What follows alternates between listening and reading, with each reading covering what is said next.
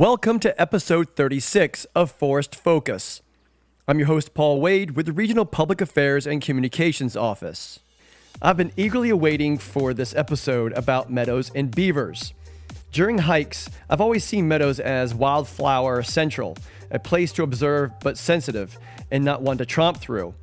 I'm curious to hear how the two are connected, and that's where Jamie Henricks comes in with her next Echoes from the Understory episode.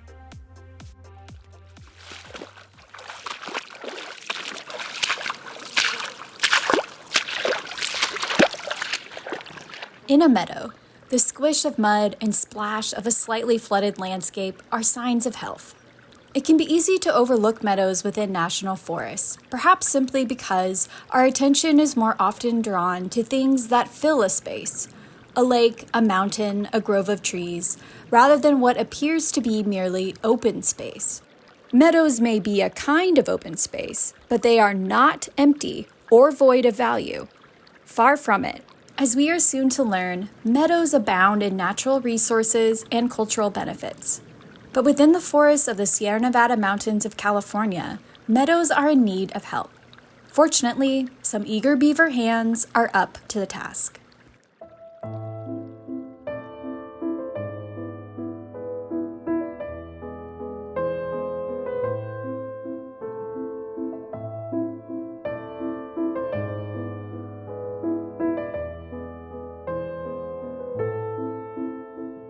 Welcome to episode 5 of Echoes from the Understory.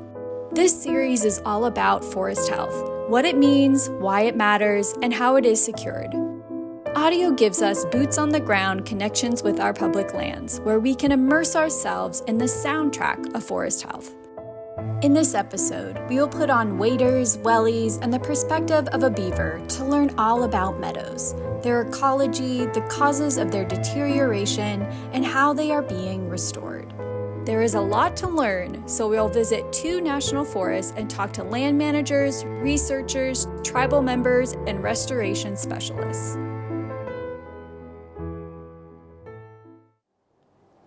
Our first meadow is found near Shaver Lake, about an hour's drive from Fresno, California. I'm Dean Gould, and I'm the forest supervisor on the Sierra National Forest.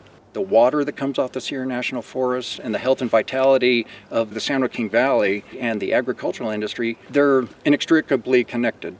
As far as the role that the meadows play, you can think of meadows essentially as nature's sponge. With the amount of precipitation that comes onto the forest, especially with the very heavy winter that we just had, meadows play a role in taking that and holding it and slowly releasing that over time. And when you don't have this network throughout the forest, what tends to happen is you get pretty dramatic runoff. Meadows are certainly beautiful, especially when wildflowers are in bloom. But these squishy, grassy areas pack a positive punch that may elude the eye at first glance. But as Dean just highlighted, the beneficial roles of meadows are many. They provide habitat for many species of wildlife, they store carbon to help reduce the impacts of climate change, and they create a wet area that can help slow the growth of a wildfire. Our next guide expands on these themes.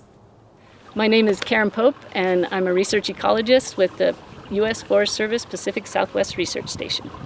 In the Sierra Nevada, meadows are about 2% of the landscape, but yet hold 50% of the biodiversity, and recovering meadows sequester carbon up to 6 times more than the surrounding forest.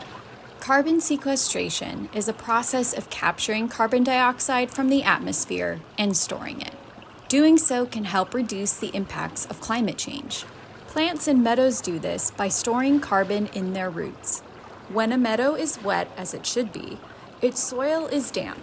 Damp soil is low in oxygen, which is good because low oxygen means less decay for plants, and less decay for plants means that the carbon stored in the roots stays out of the atmosphere. To summarize, meadows store carbon in their underground root systems. Damp soil keeps the roots from decaying, and that keeps the carbon in storage. The high water table in these meadows allows for these adapted plants to grow, and they put a lot of energy in their roots. And water creates a low oxygen environment in the soil that holds carbon so it doesn't decay. And when we dig in meadow soils, they're very organic. And that organic soil is carbon sequestration. If we get this meadow wet enough, that's pretty much gold as far as carbon sequestration. Unfortunately, many meadows are degraded and no longer function as these nature's sponges.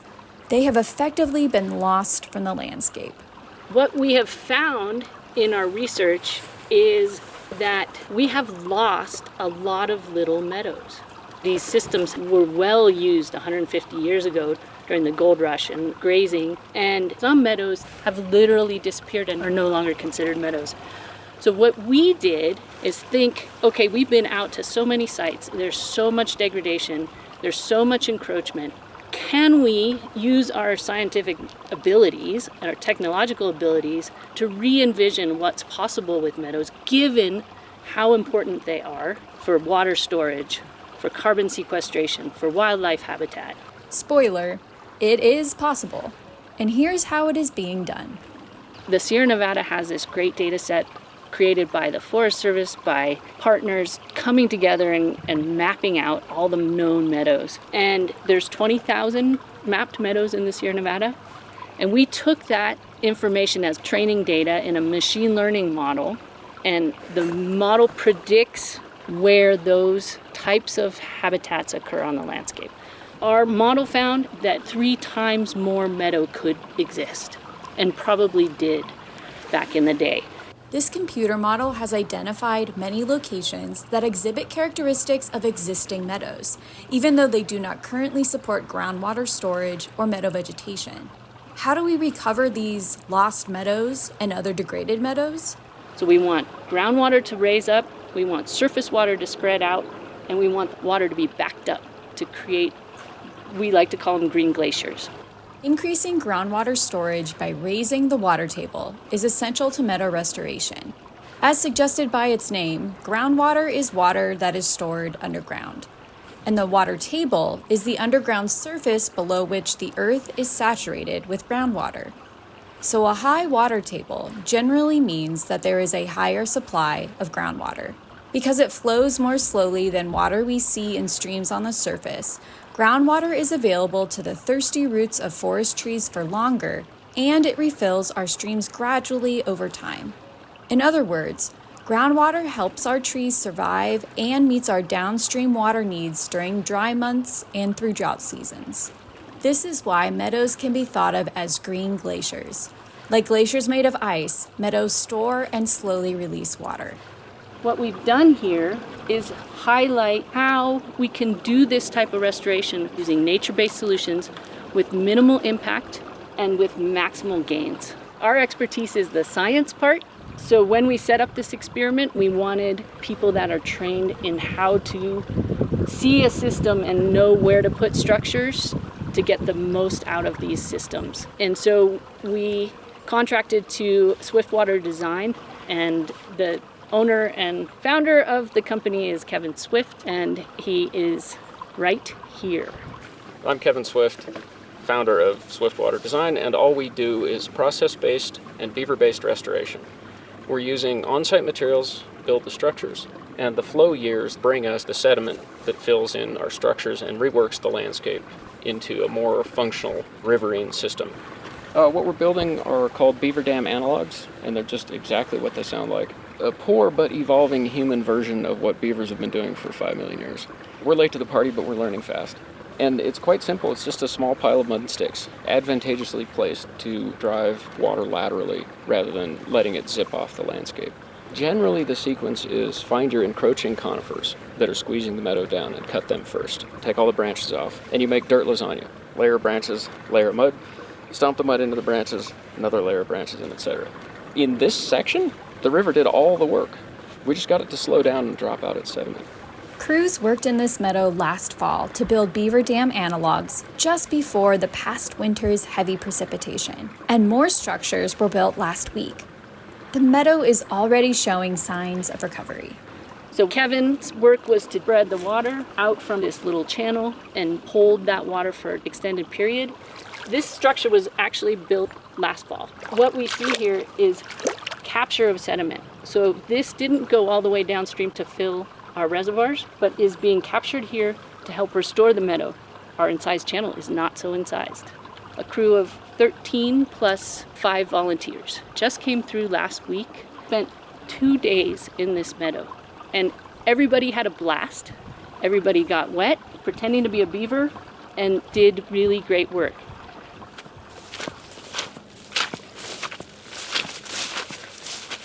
These groundwater wells are part of the experiment to determine if we can get significant groundwater increase. The answer is yes. We did this build 6 days ago, and I'm going to pull up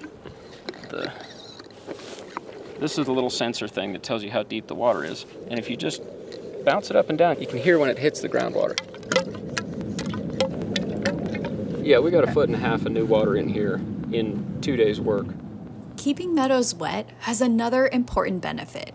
They can decrease the risk of high-intensity wildfires.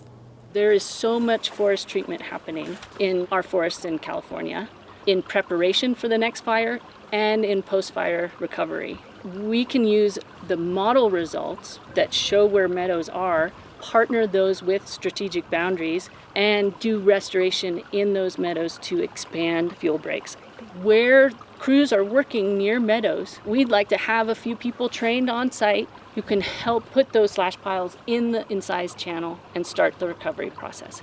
If we do that at scale, we can make huge progress at low cost. This is part of fire resilience. If we re-wet big areas, we are going to start affecting fire behavior. Our goal is to have community-based teams that can start working in these smaller meadows. So we started a group called the California Process-Based Restoration Network, in which across California we're putting together teams like Kevin Swift's so that we can train people how to do this type of restoration to mimic those beaver on scale and really make a difference. Hungry for a second serving of this wood and mud lasagna and a taste of what it's like to be a beaver? The buffet continues as we head to the Sequoia National Forest, just a bit further south. Here we will find some more eager beaver hands engaged in this work, some of which are part of that California process-based restoration network that Karen just mentioned.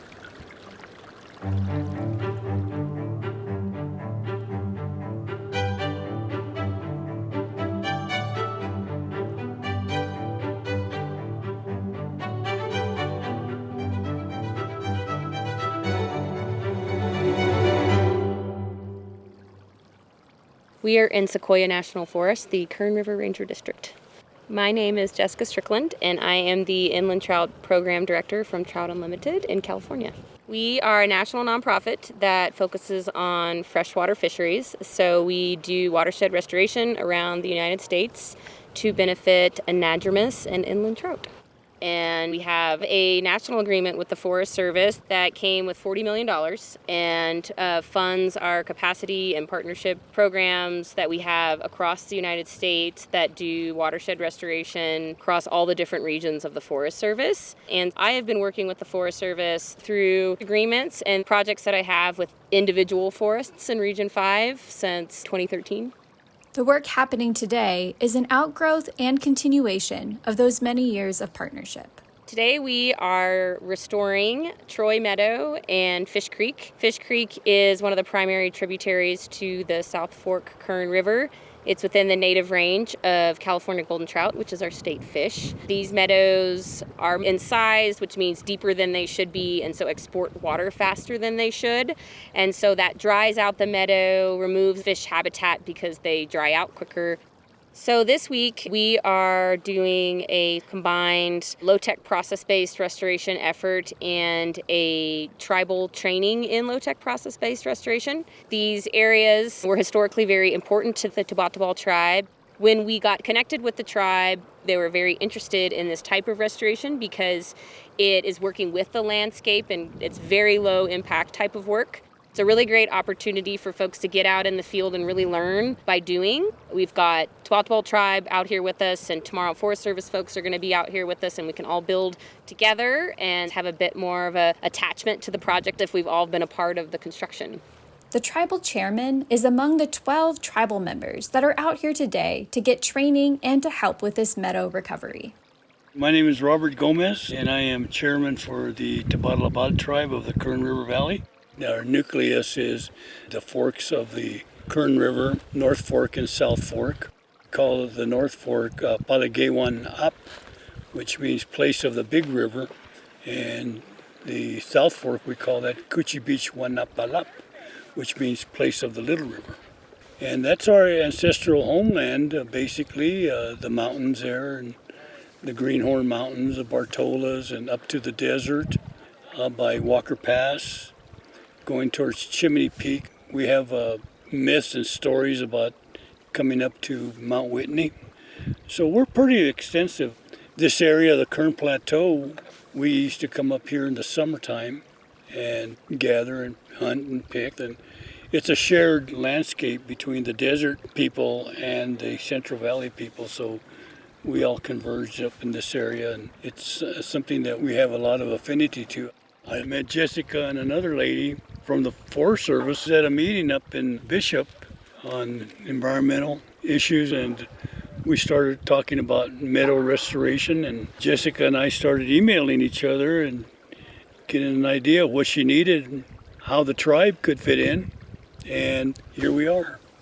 One of the things that I like about this is it gives the tribe a lot of exposures for future events, future collaborations and things of that nature. And as chairman, I wanted to make sure that we connect with organizations like yourself, agencies, and other tribes. As the sounds of the restoration work start up, and before we get acquainted with the origin of that knocking note, Robert shares a bit about the tribal value of rivers and meadows. Rivers and meadows, they add to the existence of the tribe. Throughout this meadow, there's areas where you'll find a lot of lithic scatters. You'll find there's a couple of areas down here somewhere along this, going towards Fish Creek especially, which is about 3 miles from here. You'll find a lot of bedrock mortars and some pestles and a lot of evidence of habitation. So yeah, meadows have been very important for us. Today, tribal members, Trout Unlimited, meadow specialists, including several from Anna Branch Solutions, are out here acting like beavers. As the teams create dams in the streams here with wood, tree limbs, and soil, they are slowing down and causing flooding, which is a good thing in the case of meadows. A professional in this kind of restoration tells us more, and he's already knee-deep in the water, doing the work. My name's Nick Bowis. I'm co-owner of Anna Branch Solutions, and I work at Utah State University as well, and specialize in stream restoration, coming up with lower-tech process-based approaches where we could try to get the river to do most of the work for us. And one of those techniques includes acting like a beaver and building beaver dams, taking the lessons that we've learned by watching beavers over the years. The groups throughout the meadow are building two different types of structures. First is the beaver dam analogs, called BDAs. This is the dirt lasagna Karen Pope and Kevin Swift introduced us to back on the Sierra National Forest. We're building a beaver dam analog, or a BDA, so we're trying to act like beavers. We're laying branches down, putting mud and sod. There's a layer cake, we just keep going up. Whether it be likened to a layer cake or dirt lasagna, there's clearly a growing appetite for beaver behavior in meadows. One new initiate to this work is Rosemary Franco. We're trying to get some of this sedge and mud to compact the beaver dam. I'm excited to be out here. Next to her are others who are getting equally wet and muddy. My name is Jack, and I'm an employee of Anna Branch, and I'm going to be on the Kern Plateau for a lot of the summer. This is our first project, so it's like a training for me. Jack and a fellow crew member are piling mud and vegetation into a plastic sled that is being floated on top of the stream down to the site where the rest of the team is creating the beaver dam analog. It's doubling as a boat, and we're using the boat to ferry our sod clumps down to our dam that we're building. This is a layering exercise, but also a bit like making a non-circular nest across and under the water.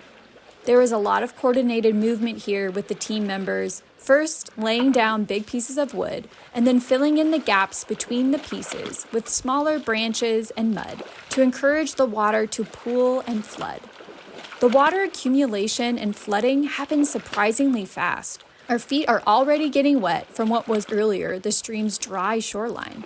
And there is a curious terminology for those small branches with needles or leaves that are being used to plug those gaps so the flooding can happen. Stuffies. As the hunt for stuffies continues, we head to a deeper part of this incised stream where there is guidance in the creation of another type of meadow restoration structure. These are the post-assisted log structures, called PALs for short.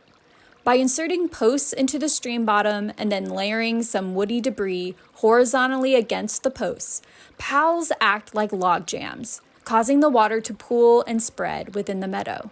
The wooden posts are about 6 feet tall, shaped like a pencil. One end has a slight point and the other end is flat. They are shaped this way so that they will go into the stream bottom when the team uses a post pounder. Another member of the Anabranch Solutions team is providing hands-on training. So right now we have our hydraulic post pounder. So this is the head.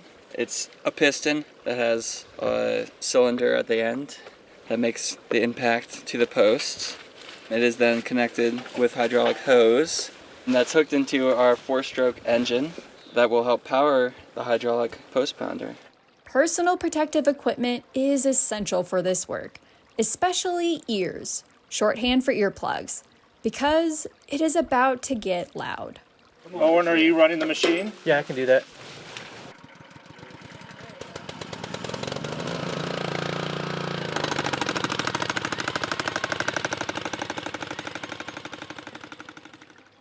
While there are many individuals out today learning how to pound posts and layer stuffies onto beaver-like dams for the first time, others have devoted decades to this work and are here today to cultivate the passion for meadow restoration, among others. My name is Sabra Purdy, and I am a restoration ecologist specializing in meadow ecosystems. I started working in meadows in 2005, and that has been my trajectory ever since. I work really closely with Trout Unlimited. I work a lot on Forest Service lands, and I work in a partnership of folks that have been doing this for a long time. Sabra is part of the California Process-Based Restoration Network that Karen Pope, the research ecologist with the Forest Service's Pacific Southwest Research Station, and Kevin Swift of Swift Water Designs are part of as well. The sun's light is beginning to wane, so it is time to pack it in. But before we go, Sabra shares some of her enduring passion for this work, helping us to further reflect on the value of meadows and the need to restore them through methods that mimic beavers. Meadows are incredibly important ecosystems on the landscape. They are disproportionately important in the Sierra Nevada. They hold the vast majority of the biodiversity of the species that are present here. We're trying to create different types of structures, mimic nature, debris jams, beaver dams, woody piles. And what that allows us to do is capture sediment, lift the water table elevation up, have water be in the system for longer, and more biodiversity as a result.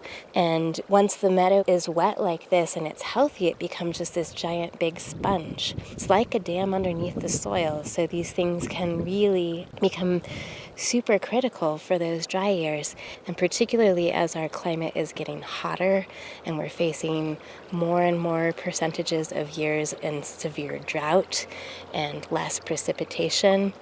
These little systems become like the oases. They're the green glaciers of the Sierra. It's kind of an urgent time to try to make these resilient.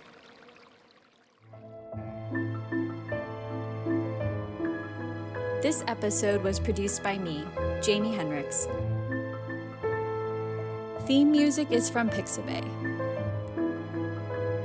Keep your eyes and ears out for the next episode of Echoes from the Understory.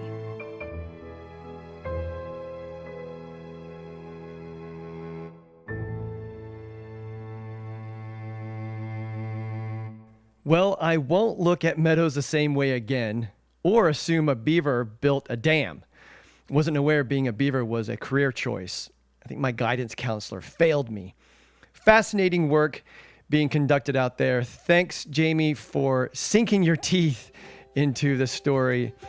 And thanks to all our interviewed guests. This episode is certainly very visual based, so make sure to check out the photos on our Flickr page. That link and more are available on the show's description page to learn more about these projects.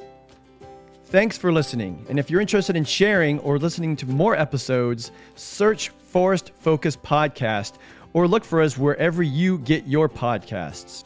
And if you have questions or suggestions for a show, email us at sm.fs.r5ffpodcast@usda.gov. Until next time, enjoy your public lands. Please remember to recreate responsibly, know before you go, and learn what you can do to prevent wildfires. Take care.